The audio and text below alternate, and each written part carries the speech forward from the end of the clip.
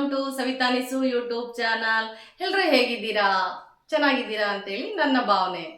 ಇವತ್ತಿನ ದಿವಸ ನಾನು ನಿಮಗೆ ಎಲ್ಲರೂ ಮಾಡ್ತಕ್ಕಂಥ ಒಂದು ತಿಂಡಿನ ನಾನು ರೆಡಿ ಮಾಡ್ತಾ ಇದ್ದೀನಿ. ಏನು ಅಂತ ಹೇಳಿದ್ರೆ, ಅದರಲ್ಲಿ ಅವರೆಕಾಳು ಸೀಸನ್ನಲ್ಲಿ ಎಲ್ಲರ ಫೇವ್ರೇಟ್ ಮಂಡಕ್ಕಿ ತಿಂಡಿನ ನಾನಿವಾಗ ಮಾಡಿ ತೋರಿಸ್ತಾ ಇದ್ದೀನಿ. ಬನ್ನಿ ನೋಡ್ಕೊಂಡು ಬರೋಣ. ಬನ್ನಿ, ನಾನಿಲ್ಲಿ ಮಂಡಕ್ಕಿ ತಿಂಡಿಗೆ ಏನೇನೆಲ್ಲ ಇಂಗ್ರೀಡಿಯೆಂಟ್ಸ್ ತೊಗೊಂಡಿದ್ದೀನಿ ಮತ್ತು ಹೇಗೆ ಮಾಡಬೇಕು ಅಂತ ಕೂಡ ನಾನು ನಿಮಗೆ ತೋರಿಸ್ಕೊಡ್ತೀನಿ.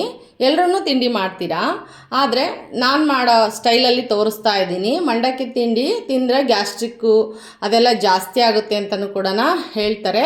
ಅದನ್ನು ಯಾವ ರೀತಿ ಮಾಡಿದರೆ ನಾವು ಆ ಗ್ಯಾಸ್ಟ್ರಿಕ್ಕಿಂದ ನಾವು ಹೊರಬರ್ಬೋದು ಅಥವಾ ಆಗ್ದಂಗೆ ನಾವು ಇರ್ಬೋದು ಅಂತಲೂ ಕೂಡ ನಾನು ನಿಮಗೆ ಹಂಗೆ ಮಾಡ್ತಾನೆ ಹೇಳ್ತಾನೂ ಕೂಡ ಹೋಗ್ತೀನಿ. ಏನೇನು ಇಂಗ್ರೀಡಿಯೆಂಟ್ಸ್ ತೊಗೊಂಡಿದ್ದೀನಿ ಅಂತ ನಾನು ನಿಮಗೆ ಹೇಳ್ತಾ ಹೋಗ್ತೀನಿ. ಮಂಡಕ್ಕಿ ತಿಂಡಿಗೆ ಅದರಲ್ಲೂ ಅವರೆಕಾಳು ಉಸ್ಲಿ ಅಂತಲೂ ಕೂಡ ಇದನ್ನು ಕರೀತಾರೆ. ಅವರೆಕಾಳು ಬಳಸೋದ್ರಿಂದ ಇದಕ್ಕೆ ಅವರೆಕಾಳು ಉಸ್ಲಿ ಅಂತಲೂ ಕರೀತಾರೆ. ಬನ್ನಿ, ನಾನು ಅವರೆಕಾಳು ಉಸ್ಲಿ ಅಥವಾ ಮಂಡಕ್ಕಿ ತಿಂಡಿ ಮಾಡೋದು ಹೇಗೆ ಅಂತ ನಾನು ನಿಮಗೆ ಹೇಳ್ತಾ ಹೋಗ್ತೀನಿ, ಏನು ಇಂಗ್ರೀಡಿಯೆಂಟ್ಸ್ ತೊಗೊಂಡಿದ್ದೀನಿ ಅಂತ. ನಾನು ಮೇನ್ ಅವರೆಕಾಳು ಮಂಡಕ್ಕಿ ತಿಂಡಿಗೆ ಅಂದರೆ ಅವರೆಕಾಳು ಉಸ್ಲಿಗೆ 1 ಲೋಟದಷ್ಟು 1/4 kg ಅವರೆಕಾಳನ್ನು ಒಂದು 4-5 ಕೂಗಿಸಿ ಮೆತ್ತಗೆ ಸ್ಮ್ಯಾಶ್ ಆಗೋ ಥರ ನಾನು ಅವರೆಕಾಳನ್ನು ಬೇಯಿಸಿ ಇಟ್ಕೊಂಡಿದ್ದೀನಿ. ನೋಡಿ ಈ ಥರ ಸ್ಮ್ಯಾಶ್ ಆಗಂಗೆ 1 ಬೌಲಷ್ಟು ತೊಗೊಂಡಿದ್ದೀನಿ. ಹಾಗೆ ಒಂದು 10-12 ಹಸಿಮೆಣ್ಸಿನ್ಕಾಯಿ ಕೂಡ ತೊಗೊಂಡಿದ್ದೀನಿ. 1 ಟೊಮೆಟೊ ತೊಗೊಂಡಿದ್ದೀನಿ. ಹಾಗೆಯೇ ಈರುಳ್ಳಿ ತೊಗೊಂಡಿದ್ದೀನಿ, 2 ದೊಡ್ಡದು ಈರುಳ್ಳಿನ ಚಿಕ್ಕದಾಗಿ ಹೆಚ್ಕೊಂಡಿದ್ದೀನಿ. ಒಗ್ಗರಣೆಗೆ ಕರ್ಬೇವಿನ ಸೊಪ್ಪು ಕೂಡ ತೊಗೊಂಡಿದ್ದೀನಿ. ಹಾಗೆ ಕೊತ್ತಂಬರಿ ಸೊಪ್ಪು ಕೂಡ ತೊಗೊಂಡಿದ್ದೀನಿ. ಅರ್ಧ ಹೋಳು ನಿಂಬೆಹಣ್ಣನ್ನು ತೊಗೊಂಡಿದ್ದೀನಿ. ನಾನಿಲ್ಲಿ ಮಾಡ್ತಾ ಇರೋದು ಇಬ್ಬರಿಗಾಗಿ ತಿಂಡಿ, ಹಂಗಾಗಿ ನಾವು ಇಬ್ಬರಿಗೆ ಏನು ಮೆಜರ್ಮೆಂಟ್ ಬೇಕೋ ಅಷ್ಟನ್ನು ತೊಗೊಂಡಿದ್ದೀನಿ. ಹಾಗೆಯೇ ಒಗ್ಗರಣೆಗೆ ಸಾಸಿವೆ ಮತ್ತು ಜೀರಿಗೆ, ಅರಿಶಿನ ಪುಡಿ ಮತ್ತು ಸ್ವಲ್ಪ ರುಚಿಗೆ ತಕ್ಕಷ್ಟು ಉಪ್ಪು ಮತ್ತು ಇದಕ್ಕೆ ಮೇಯ್ನ್ ಇಂಪಾರ್ಟೆಂಟಾಗಿ ಬೇಕಾಗಿರೋದು ಹುರಿಗಡಲೆ ಪುಡಿ. ಒಂದು ಅರ್ಧ ಟೇಬಲ್ ಸ್ಪೂನ್ ಹುರಿಗಡಲೆ ಪುಡಿನೂ ಕೂಡ ತೊಗೊಂಡಿದ್ದೀನಿ. ಹಾಗೆ ಹುಣಸೆ ರಸ ಹಾಕಿದರೆ ರುಚಿಯಾಗೋದು ತಿಂಡಿ ಇದು. ಹಂಗಾಗಿ ಒಂದು ಅರ್ಧ ಗಾತ್ರದ ನಿಂಬೆಹಣ್ಣಿನ ಗಾತ್ರದ ಹುಣಸೆ ಹಣ್ಣನ್ನು ತೊಳೆದು ಅದನ್ನು ಸ್ಮ್ಯಾಶ್ ಮಾಡಿ ಪಲ್ಪನ್ನು ತೊಗೊಂಡು ಇಟ್ಕೊಂಡಿದ್ದೀನಿ. ಹಾಗೆಯೇ ಅದಕ್ಕೆ ಆಯಿಲನ್ನು ಕೂಡ ಬಳಸ್ತಾ ಇದ್ದೀನಿ. ಹಾಗೆ ಮಂಡಕ್ಕಿನೂ ಕೂಡ ಯಾವ ಥರ ತೊಳ್ಕೊತೀನಿ ಅಂತಲೂ ಕೂಡ ತೋರಿಸ್ತೀನಿ. ಬನ್ನಿ ನೋಡಿ, ನಾನು ಇದು 45 ರೂಪೀಸ್ದು ಒಂದು ಪ್ಯಾಕ್ ಮಂಡಕ್ಕಿ ಬ್ಯಾಗ್ ಸಿಗುತ್ತೆ. ಆ ಬ್ಯಾಗಲ್ಲಿ ನಾನು ಅರ್ಧ ಮಂಡಕ್ಕಿ, ಇದು 4 ಜನಕ್ಕೆ ಪರ್ಫೆಕ್ಟಾಗಿ ತಿಂಡಿ ಆಗುತ್ತೆ. ಖಾಲಿ ತಿಂಡಿ ಮಾಡಿದ್ರೂ ಆಗುತ್ತೆ. ಅವರೆಕಾಳು ಅಂಥದ್ದು ಏನಾದರೂ ಹಾಕಿದರೆ 5 ಜನ ತಿನ್ಬೋದು ಈ ಒಂದು ಪ್ಯಾಕಲ್ಲಿ ತಿಂಡಿ ತೋಯಿಸಿ ತಿಂಡಿ ಮಾಡಿದರೆ. ಅದರಲ್ಲಿ ನಾನೀಗ ನಮ್ಮ ಮನೇಲಿ ತುಂಬ ಫೇವ್ರೇಟು ಮಂಡಕ್ಕಿ ಉಸ್ಲಿ, ಮಂಡಕ್ಕಿ ತಿಂಡಿ ಅಂದರೆ, ಹಂಗಾಗಿ ಸ್ವಲ್ಪ ಹೆಚ್ಚಿಗೆ ಮಾಡಿರ್ತೀನಿ. ಈಗ ಇಬ್ಬರಿಗೋಸ್ಕರ ಅರ್ಧ ಬ್ಯಾಗ್ ಮಂಡಕ್ಕಿನ ನಾನು ತೋಯಿಸಿ ನಾನು ತಿಂಡಿನ ಮಾಡ್ತೀನಿ. ಬನ್ನಿ, ಇವಾಗ ಇದನ್ನು ಕಟ್ ಮಾಡಿಕೊಂಡು ನಾನು ಮಂಡಕ್ಕಿನ ನಾವು ಒಗ್ಗರಣೆ ಹಾಕೋಕ್ಕಿಂತ ಅರ್ಧ ಗಂಟೆ ಮುಂಚೆನೇ ನಾನು ಮಂಡಕ್ಕಿನ ತೋಯಿಸ್ಕೊತೀನಿ. ಯಾಕೆ ಅಂದರೆ ಅದು ಅವಾಗಲೇ ನಾವು ತೋಯಿಸಿ ಹಾಕ್ಬಿಟ್ವಿ ಅಂತಂದರೆ ಒಂದು ಹೊಟ್ಟೆಯಲ್ಲಿ ಅಳ್ಕೊಂಡ್ಬಿಡುತ್ತೆ. ಹಂಗಾಗಿ ನಾವು ಮುಂಚೆನೇ ಅದನ್ನು ಸ್ಮ್ಯಾಶ್ ಆಗೋ ರೀತಿ ಮಂಡಕ್ಕಿನ ನಾವು ತೋಯಿಸ್ಕೋಬೇಕು. ಅದಕ್ಕಾಗಿ ನಾವು ಅರ್ಧ ಗಂಟೆ ಮುಂಚೆನೇ ನಾವು ಸ್ವಲ್ಪ ನೀರಿಗೆಲ್ಲ ಹಾಕ್ಬಿಟ್ಟು ತೋಯಿಸ್ಕೊಳ್ಳೋಣ. ನೋಡಿ, ಇವಾಗ ಇದಕ್ಕೆ ಸಣ್ಣದಾಗಿ ನೀರೆಲ್ಲ ಬಿಟ್ಟು ಸ್ವಲ್ಪ ಹೊತ್ತು ಬಿಟ್ಟು ಆನಂತರ ನಾವು ನೀಟಾಗಿ ಅದನ್ನೆಲ್ಲನೂ ಮುಳುಗಿಸಿ ಮಂಡಕ್ಕಿನ ನಾವು ತೋಯಿಸಿದ್ರೆ ಚೆನ್ನಾಗಿ ನೆನ್ಕೊಳ್ಳುತ್ತೆ. ಇದು ನೆನ್ಕೊಳ್ಳೋ ಅಷ್ಟಕ್ಕೆ ನಾವು ಒಗ್ಗರಣೆಗೆ ರೆಡಿ ಮಾಡ್ಕೊಳ್ಳೋಣ. ನೀರು ಬಿಟ್ಟು ಒಗ್ಗರಣೆ ಹಾಕೋಣ. ನೋಡಿ, ಈ ಥರ ಎಲ್ಲ ನೀಟಾಗಿ ನೆನ್ಕೋಬೇಕು. ಎಲ್ಲಕ್ಕೂ ನೀರು ಬಿಟ್ಟು ಹಿಂಗೆಲ್ಲನ ಒಂದು ಅರ್ಧ ಗಂಟೆ ನೀರಲ್ಲೇ ಇರಲಿ, ಅದೇನು ಕರ್ಗಿ ಹೋಗೋದಿಲ್ಲ. ನೋಡಿ, ಈ ಥರ ಎಲ್ಲ ನಾನು ನೀರು ಬಿಟ್ಟಿದ್ದೀನಿ. ಈಗ ಅಷ್ಟರೊಳಗೆ ನಾನು ಒಂದು ಒಗ್ಗರಣೆನ ಮಾಡ್ಕೊಳ್ತೀನಿ. ಇವಾಗ ಒಂದು ಬಾಣಲೆನ ಇಟ್ಟು ಒಗ್ಗರಣೆ ಮಾಡ್ಕೊಳ್ಳೋಣ. ಅಷ್ಟೊತ್ತಿಗೆ ಮಂಡಕ್ಕಿ ನೆನಿತಾ ಇರಲಿ. ನಾನು ಇಬ್ಬರಿಗೆ ಇಲ್ಲಿ ತೊಗೊಂಡಿರೋದು, ಇಬ್ಬರಿಗೇ ಮಾಡ್ತಾ ಇದ್ದೀನಿ. ಒಂದು 3-4 ಸ್ಪೂನು ಎಣ್ಣೆನ ತೊಗೊಂಡಿದ್ದೀನಿ ನಾನಿಲ್ಲಿ. ಇದು ಸ್ವಲ್ಪ ಕಾಯಿಲಿ. ಇದಕ್ಕೆ ಇವಾಗ ನಾನು ಅವರೆಕಾಳು ಹಾಕೋದ್ರಿಂದನ ಉದ್ದಿನಬೇಳೆ ಆಗಲಿ ಕಡಲೆಬೇಳೆ ಆಗಲಿ ನಾನು ಇಲ್ಲಿ ಹಾಕ್ತಾ ಇಲ್ಲ. ಇವಾಗ ಎಣ್ಣೆ ಸ್ವಲ್ಪ ಫ್ರೈ ಆಗಲಿ. ಸ್ವಲ್ಪ ಸಾಸಿವೆನ ಹಾಕೋಣ. ಹಾಗೆಯೇ ಜೀರಿಗೆನೂ ಕೂಡ ಹಾಕ್ತಾ ಇದ್ದೀನಿ. ನಾನು ಕರ್ಬೇವಿನ ಸೊಪ್ಪು ಹಾಕ್ತಾ ಇಲ್ಲ ಒಗ್ಗರಣೆಗೆ. ಯಾಕೆ ಗೊತ್ತಾ, ಎಲ್ಲ ಎಣ್ಣೆ ಸಿಡಿದ್ಬಿಡುತ್ತೆ. ಹಂಗಾಗಿ ನಾನು ಫಸ್ಟು ಡೀಪ್ ರೋಸ್ಟ್ ಮಾಡ್ಕೊತೀನಿ. ಏನನ್ನ ಹಸಿಮೆಣ್ಸಿನ್ಕಾಯಿನ ಫಸ್ಟು ಯೂಸ್ ಮಾಡ್ತಾ ಇದ್ದೀನಿ. ಇಲ್ಲಿ ಮನೆಯವರು ಬಿಸ್ನೆಸ್ ಪರ್ಪಸ್ ಆಗಿ ಫ್ರೆಂಡ್ಸ್ಗಳ ಹತ್ರ ಮಾತಾಡ್ತಾ ಇದ್ದಾರೆ. ಆ ವಾಯ್ಸ್ ಕೂಡ ಬಂದಿದೆ, ಯಾರು ಮಿಸ್ಟೇಕ್ ಮಾಡ್ಕೋಬೇಡಿ. ಬನ್ನಿ, ಇವಾಗ ಚಟ್ಪಟ ಅಂತ ಸಣ್ಣಕ್ಕೆ ಸಿಡಿತಾ ಇದೆ. ಇವಾಗ ಫಸ್ಟ್ ನಾವು ಹಸಿಮೆಣಸಿನ್ಕಾಯಿ ಹಾಕೋಣ.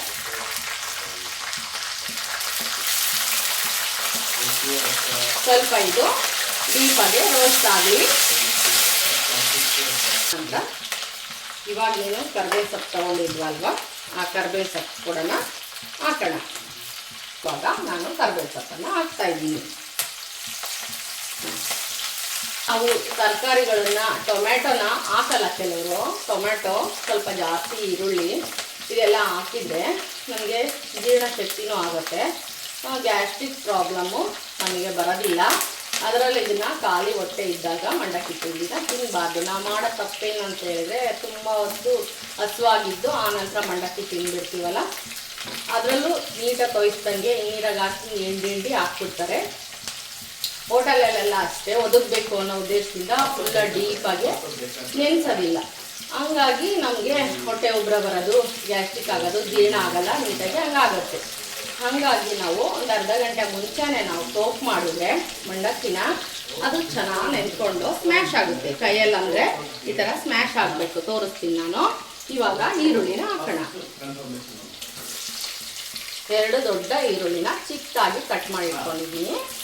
ಅದನ್ನು ಡೀಪಾಗಿ ರೋಸ್ಟ್ ಆಗೋ ಥರ ಫ್ರೈ ಮಾಡ್ಕೋಬೇಕು. ಯಾವುದೇ ತಿಂಡಿಗಾಗಿ ಒಗ್ಗರಣೆ ಚೆನ್ನಾಗಿ ರೋಸ್ಟ್ ಆಗಿ ಡೀಪಾಗಿ ಚೆನ್ನಾಗಿ ಫ್ರೈ ಆದರೆ ಎಲ್ಲ ತಿಂಡಿನೂ ರುಚಿಯಾಗಿಯೇ ಬರುತ್ತೆ.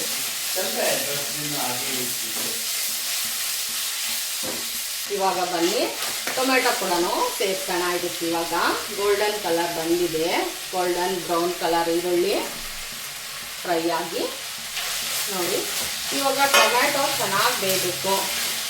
ಬೇಗ ಫ್ರೈ ಆಗಬೇಕು ಅಂದರೆ ಏನು ಮಾಡಬೇಕು, ಸ್ವಲ್ಪ ಅರಿಶಿನ ಪುಡಿ ಮತ್ತು ಉಪ್ಪನ್ನು ಹಾಕಬೇಕು. ಅರಿಶಿನ ಪುಡಿ ಹಾಕ್ಬಿಡೋಣ. ಹಾಗೆಯೇ ನಾವು ಎಷ್ಟು ಅಡುಗೆ ಮಾಡ್ತಿದ್ದೋ ಅಷ್ಟು ರುಚಿಗೆ ತಕ್ಕಷ್ಟು ಉಪ್ಪನ್ನು ಹಾಕೋಣ. ನಾನಿಲ್ಲಿ ಅವರೆಕಾಳಿಗೆ ಸ್ವಲ್ಪ ಉಪ್ಪನ್ನು ಮಿಕ್ಸ್ ಮಾಡಿಬಿಟ್ಟು ಬೇಯಿಸಿರೋದ್ರಿಂದ ನೋಡಿಕೊಂಡು ಹಾಕ್ಕೊತಾ ಇದ್ದೀನಿ. ಉಪ್ಪು ಅರಿಶಿನ ಬಿಟ್ಟರೆ ಟೊಮೆಟೊ ಬೇಗ ಸ್ಮ್ಯಾಶ್ ಆಗುತ್ತೆ, ಚೆನ್ನಾಗಿ ಫ್ರೈ ಆಗುತ್ತೆ ಅಂತೇಳಿ ನಾನು ಟೊಮೆಟೊ ಹಾಕಿದ ತಕ್ಷಣ ಅರಿಶಿನ ಅಥವಾ ಉಪ್ಪನ್ನು ಸೇರಿಸ್ತೀನಿ. ಉಪ್ಪು ಹಾಕಿದ್ದೀನಿ, ಆಗಲೇ ಅರಿಶಿನ ಹಾಕಿದ್ದೀನಿ. ನೆಕ್ಸ್ಟು ಇವಾಗ ಸ್ವಲ್ಪ ಇದು ಫ್ರೈ ಆಗಲಿ. ಇದು ಫ್ರೈ ಆಗ್ತಾ ಇದೆ. ಇವಾಗ ನಾವೇನು ತೊಗೊಂಡಿದ್ವಲ್ವ ಹುಣಸೆ ರಸನ ಕೂಡ ಹಾಕೋಣ. ಸ್ವಲ್ಪ ಒಂದು ಅರ್ಧ ನಿಂಬೆಹಣ್ಣಿನ ಗಾತ್ರ, ಅದಕ್ಕೂ ಸ್ವಲ್ಪ 1 ತೊಳೆ ಅಂತೀವಲ್ವ, ಒಂದು ಹುಣಸೆ ಹಣ್ಣಿನ ತೊಳೆ ಅಷ್ಟನ್ನು ತೊಳೆದು ಪಲ್ಪನ್ನು ತೊಗೊಂಡು ಹಾಕಿದರೆ ತುಂಬ ರುಚಿಯಾಗಿರುತ್ತೆ. ಒಂದು ಟೊಮೆಟೊ ಕೂಡ ಹಾಕಿದ್ದೀನಿ, ಹುಣಸೆ ಹಣ್ಣು ಕೂಡ ಹಾಕಿದ್ದೀನಿ, ಹಾಗೆ ಒಂದು ಅರ್ಧ ನಿಂಬೆಹಣ್ಣು ಕೂಡ ಅದು ಫ್ಲೇವರ್ಗೆ ಯೂಸ್ ಮಾಡ್ತಾ ಇದ್ದೀನಿ. ಇವಾಗ ಅವರೆಕಾಳನ್ನು ಹೆಂಗೆ ಬೇಯಿಸಿಟ್ಕೊಂಡಿದ್ದೀನಲ್ಲ ಅದನ್ನು ಕೂಡ ಇದಕ್ಕೆ ಹಾಕಿ ಒಂದು ಸರ್ತಿ ಈ ರಸದಲ್ಲಿ ಎಲ್ಲ ಚೆನ್ನಾಗಿ ಬೇಯಿಸ್ಕೊಳ್ಳಿ ಇದು ಅವರೆಕಾಳೆಲ್ಲ. ಅಷ್ಟರೊಳಗೆ ನಾವು ಏನು ಮಂಡಕ್ಕಿಯನ್ನು ತೋಯಿಸಿದ್ವಲ್ವ ಅದನ್ನು ನೋಡ್ಕೊಂಡು ಬರೋಣ ಹೇಗಾಗಿದೆ ಅಂತ ಹೇಳ್ಬಿಟ್ಟು. ಹಾಗೆಯೇ ನೆನ್ಕೊಂಡಿದ್ರೆ ಅದನ್ನು ಕೂಡ ಒಂದು ಕಡೆ ತೊಗೊಳ್ಳೋಣ, ಎಲ್ಲ ಹಿಂಡಿ ನೀರನ್ನು. ಅಷ್ಟರೊಳಗಿದು ಫ್ರೈ ಆಗಲಿ.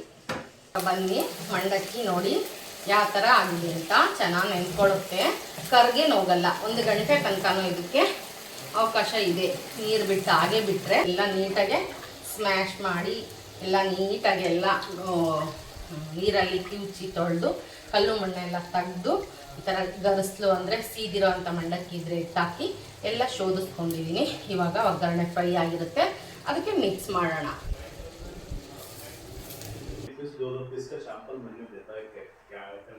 ಎಲ್ಲನೂ ಕೂಡ ಒಂದು ಸರ್ತಿ ಮಿಕ್ಸ್ ಮಾಡಿ ಏನು ಕಡಲೆ ಪುಡಿ ನಿಂಬೆಹಣ್ಣು ಎಲ್ಲ ಹಾಕಿದ್ದೀನೋ ಅದನ್ನೆಲ್ಲನೂ ಒಂದ್ಸರಿ ತೋರಿಸ್ತೀನಿ ಹೇಗೆ ಬಂದಿದೆ ಅಂತೇಳಿ. ಸರ್ವಿಂಗ್ ಬೌಲಿಗೆ ಹಾಕಿ ಓಕೆನಾ.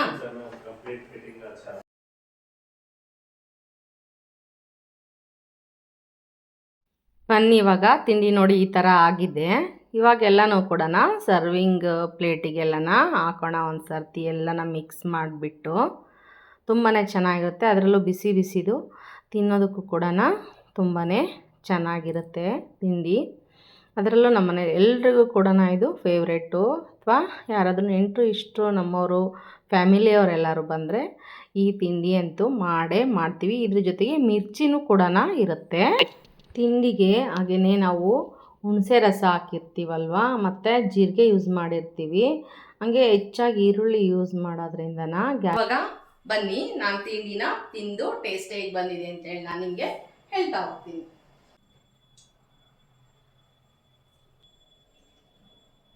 ತುಂಬಾನೇ ರುಚಿಯಾಗಿರುತ್ತೆ. ಅದರಲ್ಲೂ ಇನ್ನೂ ಬೇಕು ಅಂದರೆ ಹೆಚ್ಚಿಗೆ ಅವರೆಕಾಳನ್ನ ನೀವು ಯೂಸ್ ಮಾಡ್ಕೋಬೋದು.